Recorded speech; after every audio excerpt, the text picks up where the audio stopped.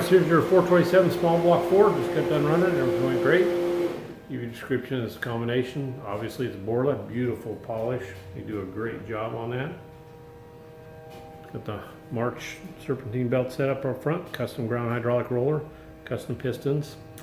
I think we're still waiting on your valve covers, so we just put these on there to run and stuff. So obviously fuel management is by Holley.